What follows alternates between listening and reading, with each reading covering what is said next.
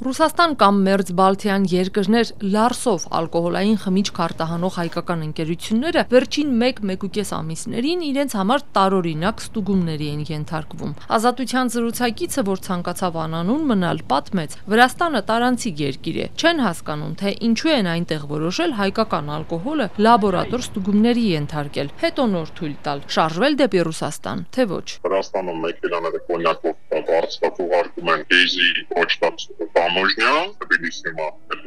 նմուշարում են անում, ուղարկում են անալիզ, բայց Վրաստանի համար դա абսուրդ է, էլի, որտեղ իրանք տարանցիկ երկիր են, իրանք համար շատ կոպիտ ասված տարբերություն չկա այդ կոնյակը պարունակությունը ինչքանով ավորակով, ինչքանով անորակ։ Ալկոհոլային խմիչք արտահանող ընկերությունների ներկայացուցիչները, որ գերադասում են առայժմ անանուն պատմել խնդիրների մասին, նաև դժգոհում են։ Վրացական անցակետից բացի իրենց բեռները ռուսական հատվածում են հիմնականում երկար ստուգումների ենթարկվում, բայց դա քիչ թե շատ հասկանալի են համարում, որովհետև իրենց խմիչքները հենց ռուսական շուկայում են վաճառում, բայց երբ վրացական կողմում են իրենց բնորոշմամբ արհեստական խոչընդոտների հանդիպում, բաց են թողնում ռուսական շուկայի հետ նախապես կնքված պայմանագրային ժամկետները, իսկ այդ ընթացքում հաճախ ադրբեջանական խմիչքներն են դարակաշարեր զբաղեցնում, որովհետև անարգել են ապրանքը տեղ հասցնում։ Ինչն է պատճառը, ոչ մի անգամ sense չի եղել։ Ամեն օրվա կանգնելու համար արտահանողը գումար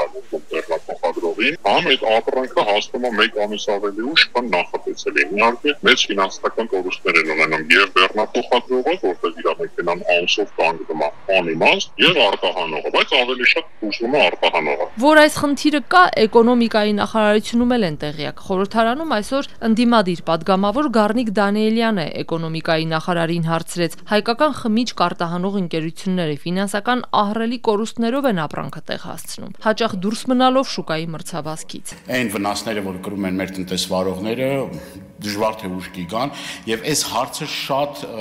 շատ կարեւոր է եւ ձեր ուշադրության կենտրոնում պետք է լինի։ Նախարար Գևորգ Պապոյանը պատասխանեց. երեկ Հայաստանում հանդիպել են վրացական կողմի պաշտոնյաների հետ ու այս հարցը նույնպես քննարկել։ Վրաստանի առաջին փոխվարչապետ, էկոնոմիկայի եւ կայուն զարգացման նախարարը